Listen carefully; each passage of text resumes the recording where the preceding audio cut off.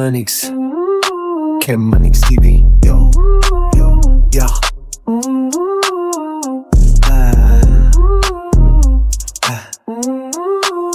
Kemanix TV, lifestyle at trip.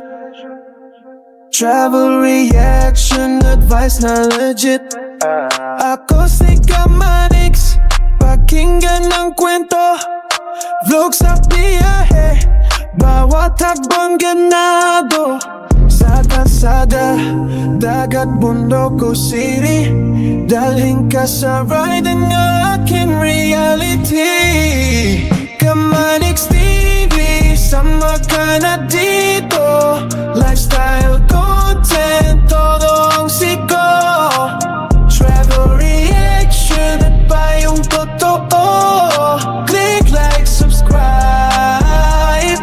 Tara na, let's go. Biyasin mo diretso, walang plastikan. Advice na makakatulong, di lang libang yan.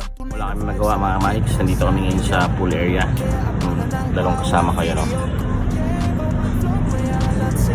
Kasi pala. Si Mahal. Ayan, nandito kami ngayon. Kemanix TV, sama ka na dito. Lifestyle content. Maya uwi na rin kami. Bakasyon muna kami ng konti. Unwind for the meantime while ito yung tinatawag na hitting two birds in one stone. Kasi habang may nasikaso kang importante, sasabayan mo na rin ng relaxation. Kasi nga naman, nandito ka na rin lang, diba? Wala kang mga ibang magawa kundi mamasyal. So kaya tayo nandito sa Cebu. Nagampanan na natin yung gusto nating gampanan. Kunin yung papeles na napaka-importante. So ngayon, tuloy naman tayo sa pag-unwind. O diba, kahapon ko lang ako yung papeles. So ngayon, ang uwi namin. So papalik na kami ng Dumaguete. So shout out sa mga taga rito sa Aeon Centennial Soho Hotel. Haba, no? Dito lang yan sa may bandang malapit sa may B. Rodriguez Street, near sa 20th Mania. Yeah, 20th Mania. Pakinggan ng kwento, vlog sa biyahe, bawat hakbang ganado. Sa kalsada, dagat, bundok o city, dalhin ka sa ride ng aking reality. Kemanix TV, sama ka na dito. Lifestyle content, todo ang siko. Travel reaction at payong totoo. Click like, subscribe. Tara na, let's go. Biyasin mo diretso, walang plastikan. Advice na makakatulong, di lang libang yan. Tunay na vibes hatid ko sa inyo. Kaya abangan ang bawat video ko. Yeah, bawat vlog may aral at saya. Samahan mo sa trip, damang-dama. From the mote hanggang sa iba. Kemanix TV, solid na tropa. Kemanix TV, sama ka na dito. Lifestyle content, todo sigo. Travel reaction at yung totoo. Click like, subscribe. Tara na, let's go. Hey, hey, hey, Kemanix TV. Buhay ko, kwento ko, share ko sa'yo lagi. Let's go.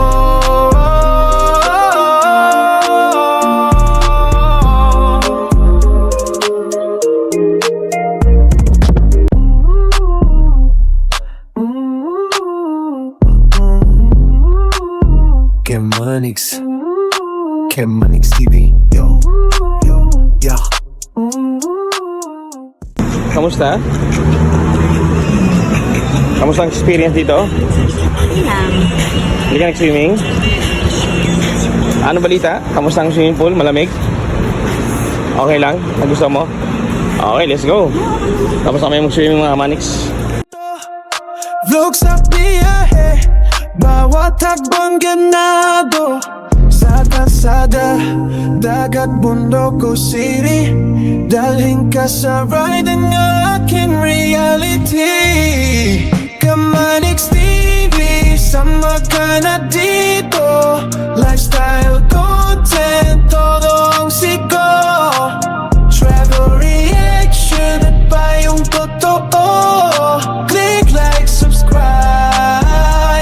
Tara na, let's go.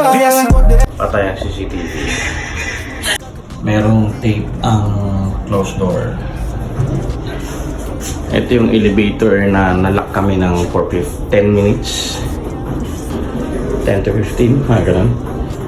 Dahil naglock yung elevator na yun. So, ito yung elevator na yun na nalock kami. Walang CCTV na.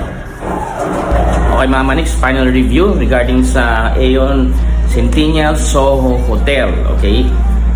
First impression muna, positive muna tayo. First impression, maganda siya. Lalong-lalo na yung location niya. Nasa 26th floor kami, meron pang 27th floor. And the good thing, ang nakuha ko is yung corner ng hotel. Kaya nakita niyo naman siguro, sa corner hotel, makikita niyo yung, yan o, bintana. Sa corner hotel, makikita niyo yung bintana. Yan, palibot ng bintana, yan din ang kama. Ayan silang dalawa, nakahiga. Second, advantage din niya, maganda yung location niya within the city. Malapit kami sa Fuentes Mania. So kung titignan niyo, makikita sa location, kung kita niyo yung makikita niyo yung ano dito, yung makikita niyo yung ano diyan, bridge ng CCLEX, SMC side, makikita niyo diyan yung pupunta ng The Peak, paakit diyan yung banda roon. And then ito yung downtown, nandiyan yung Ceres Terminal nandun sa may banda roon, no? Ceres Terminal nandun banda yun, doon. Ceres Terminal. So, okay yung location niya. Isa pa sa advantage, malamig yung aircon, may TV siya, maganda yung kama niya, may toilet, may shower, meron siya lalagyan ng gamit. Advantage is mabait yung mga empleyado, sila, friendly, nag-i-smile din, approachable in short. Near siya, meron siyang grocery store sa pinakailalim, yung tinatawag na basement. Meron siyang grocery store doon. Paglabas mo naman, merong Boss Cafe, at sa kabila naman merong Pan de Manila.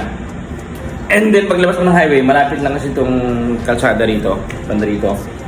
Maraming mga sasakyan, mga taxi, mga bus.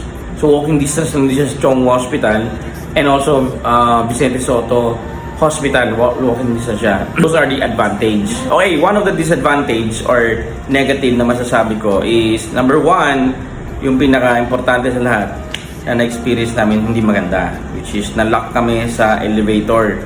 Yung service elevator sa may last part, hindi kami na-inform na nagloloko siya.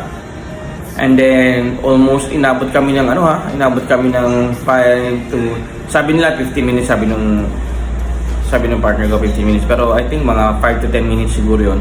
Sobrang init. Actually, sabi nga doon sa note, don't worry daw, don't panic, kasi meron naman daw excess kuan. Pero dahil sa yun nga, alam mo yun, parang hindi naman ako natatakot na mahuhulog yung elevator. Ang sa akin lang, mainit talaga sobra. So baka masuffocate kami doon. And then bell kami ng bell, doon sa alarm nila may bell doon. Walang sumasagot. And then nagtry ako maghanap ng signal. Walang signal doon. Buti nilang inikot-ikot ko yung cellphone. It takes 10 minutes pa to siguro 15 minutes bago ako nakakuha ng signal. Natawagan ko yung front desk, and nung pagtawag ko, nagulat ako. Ang sinabi sa akin ng front desk, uy, may nalock sa sa elevator. So meaning, wala silang kalam-alam. So kahit ano palang alarm mo doon, press mo yung alarm ng bell, hindi nila naririnig sa baba. So kung wala palang signal, ano mangyayari? Abuti kami 30 minutes to 1 hour doon. Ano na nangyayari sa amin? So delikado. Okay? I'm just telling the truth. Yun lang yung nangyayari sa aming experience. Bad experience. First time in my whole history na nalock kami sa elevator. Tatlo pa naman may bata, partner ko tsaka ako, tapos wala signal kasi nasa 26, eksakto na dumating namin ng 26th floor, then ayaw na magbukas yung door. Yun na, nagloloko na.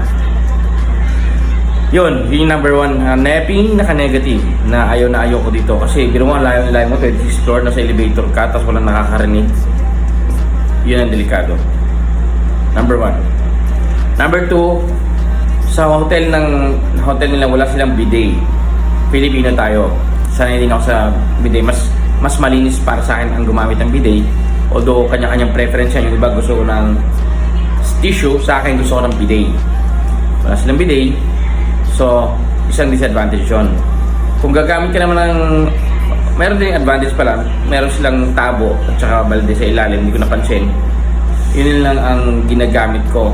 Yun ang ginamit ko ng time na yun. So, huli ko na nalaman. Advantage siya, makakatulong siya. Pero sana mas malinis kung bidet na lang. No? Suggestion ko na. Number 3, walang init. Yung hot water nila na yung sa shower. Nakita ko, nakaano siya, pero wala siyang init na lumalabas. So, hindi siya gumagana, hindi nagpa-function yung shower niya na hot water. So, yun. Although, siguro baka gumana, hindi na siya masyadong malamig. Pero hindi maramdaman yung init. Wala kang maramdaman init. Alright, isa yun. Kasi hindi naman siya Airbnb. So, don't expect na meron siyang mga amenities like pwede ka magluto or may refrigerator or meron siyang water dispenser. Walang ganun. So, hotel na talaga siya. Meron siyang balcony pero no access ka. O, ayun o. Nakalagay doon, no access ang balcony. So yun. Sa pool area, actually it's not disadvantage. Siguro rules lang talaga nila yun kasi walang tagalinis. Bawal magdala ng food. Wala kasing ano dun walang parang table na pwede kang kumain. So bawal magdala ng food. Hindi ko siya mako-consider as negative. Pero yun lang, at least alam ninyo, you have an idea na bawal magdala ng food sa swimming pool. And bawal din mag-swimming nang wala kang dalang damit. Kasi nga, ayaw nilang na umakyat ka ng room mo na basa yung elevator. Okay, so kailangan merong dala mo na yung damit, yung pampalit mo kasi meron mong pampalit sa baba. Kailangan magpalit ka na bago ka makyat. So yun yung mga kailangan mong tandaan. Okay? I think that's all mga kamaniks. So yun lang. Ilang masasabi ko. So far kayo nang bahala magsabi ilan yung points ng advantage, ilang points ng negative or disadvantage. Kasi para sa akin, mas malaki pa rin yung disadvantage na makulong ka sa elevator Laking factor yun kasi safety mo na yun. Safety. So, doon sila nagkulang. Kailangan, I suggest if you're watching right now sa Aeon Centennial Hotel, if you're watching, I suggest maglagay kayo ng isang tao lang talaga doon sa room na yon kung saan nagtitrigger yung alarm ng elevator para na monitor kung meron ng stock or wala. And then, pakicheck yung CCTV kasi wala talaga, kahit gumagana na yung elevator, hindi gumagana yung CCTV. Chinek ko kanina, walang ilaw. This is a service elevator. Yung gitna ng elevator pala, tatlo yun Yung gitna ng elevator, under maintenance pa rin until now. Yung first elevator na yun yung napansin ko, yung kami sumasakay ngayon, dahil sa takot nga na namin sumakay sa kabila. Nagkaroon ng trauma sila, yung mga bata. Actually, ayaw na lang sumakay ng elevator nang wala ako Kasi what if malak sila, dalawa sila, hindi nila alam gagawin nila. So buti doon ako, at least hindi sila nagpapanik. Ako yung gumagawa ng paraan. So yun na nga so first elevator, I was hoping, sabi nga, hindi parang na-experience sila.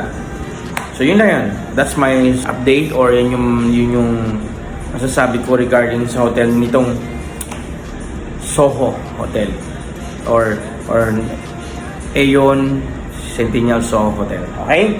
So mga kamaniks, see you next time on our journey and watch my full vlog dun sa isa dito pa rin sa video. Ito kasi portrait yung meron ako isang video na vlog about our trip in Cebu. Thank you so much mga kamaniks. Don't forget to subscribe, click the subscribe button, notification, and share this video.